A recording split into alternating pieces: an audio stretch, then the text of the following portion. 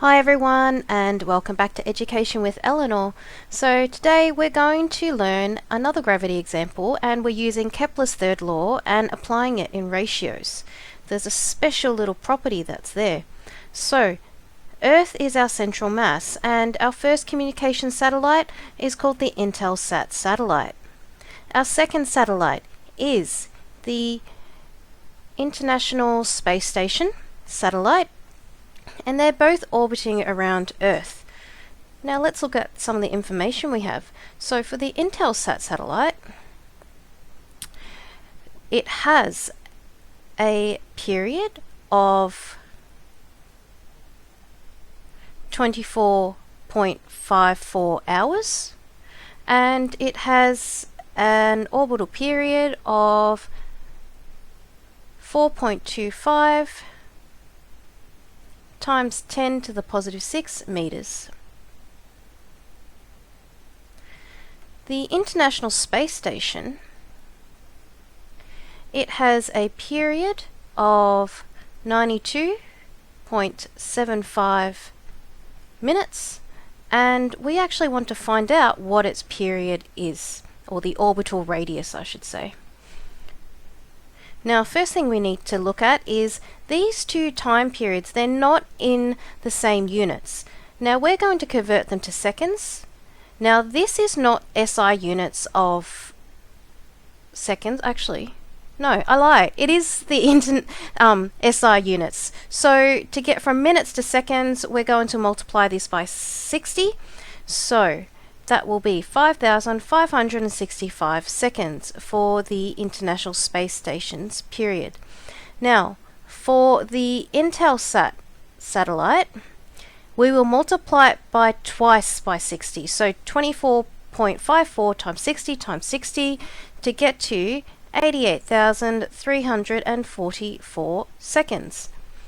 Alright, now we need to look at Kepler's third law. Kepler's third law says that the gravitational constant multiplied by the central mass divided by 4 pi squared is equal to the ratio of the radius cubed divided by the time period squared. Now, this is a very important thing to know. It's Kepler's third law, and this ratio is always equal to this constant on the left. And this mass in the middle, or this capital M, is the central mass. So let's understand that and explore it a little bit further.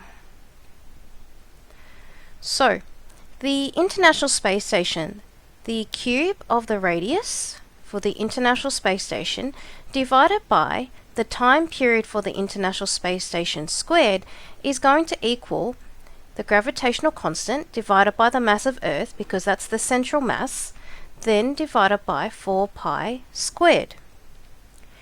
Let's have a look at the Intelsat satellite. The Intelsat satellite, if we cube its radius, I'm just going to turn my vibration off my phone, and divide it by the square of the Intelsat's period, that will also equal this same constant. So the gravitational constant multiplied by the central mass of Earth divided by 4 pi squared. Now, something we should note is both of the ratios for the International Space Station and the Intelsat satellite both equal that constant on the right hand side. So what's happening is, because both satellites are orbiting the same central mass, these ratios can be made to be equal to each other. So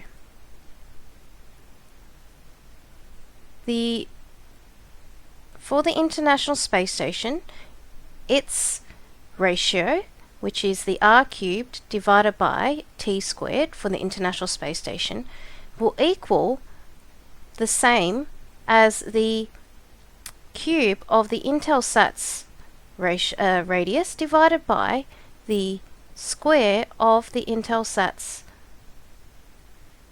period. And that's because they are orbiting the same central mass.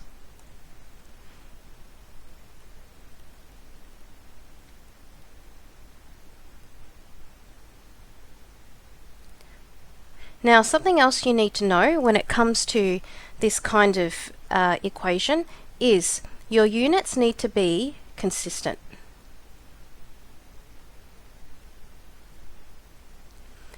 Something else that's also very interesting, and another form of this equation, let's say that the International Space Station is object 1.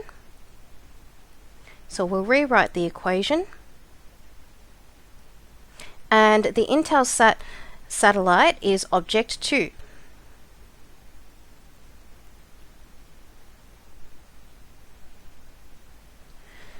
As you can see, we've just rewritten the equation, and if we rewrite it again, we will have, and just put the radiuses together, so R1 divided by R2, and they'll both be cubed.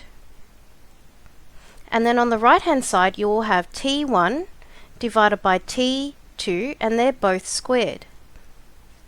Now you can rewrite that again such that on the left hand side everything is cubed in brackets, and then on the right hand side all of the periods, the time periods, are squared. So that's another version of this equation. Now we're going to use our original one, which has, it's already labelled for our Intelsat and our International Space Station. So now what we are doing is we want to calculate for the orbital radius of the International Space Station. So if we rearrange the equation, so we have the cube of the orbital radius of the International Space Station is equal to it should be the square of the International Space Station's period multiplied by the cube of the orbital radius of the Intelsat satellite divided by the square of the period of the Intelsat satellite. Let's keep going. So now all we need to do is substitute our information, and let's go to the right a bit so we can get a bit more room. Actually, we'll zoom out a bit. Now we have more room. Okay, so the International Space Station cubed, the orbital radius is equal to, so the International Space Station's time period is 5,565 seconds squared, and the number has to be squared, and then the orbital radius of Intelsat is 4.25 times 10 to the positive 6 cubed, and that will be meters cubed as well. Then we divide it by the Intelsat satellite's period, which is 88,344, and that will be squared, and the seconds will also be squared. In terms of the units, the seconds squared in the numerator will cancel out with the seconds squared in the denominator, and we have the orbital radius cubed of the International Space Station is equal to 3.04609, and there's a few more decimal places, multiplied by 10 to the positive 17 meters cubed. Now we're not going to do any rounding yet, we're going to leave that on our calculator, because to get the orbital radius on its own we need to get the cubed root of this number. So the cubed root of 3.04609 times 10 to the positive 17 meters cubed.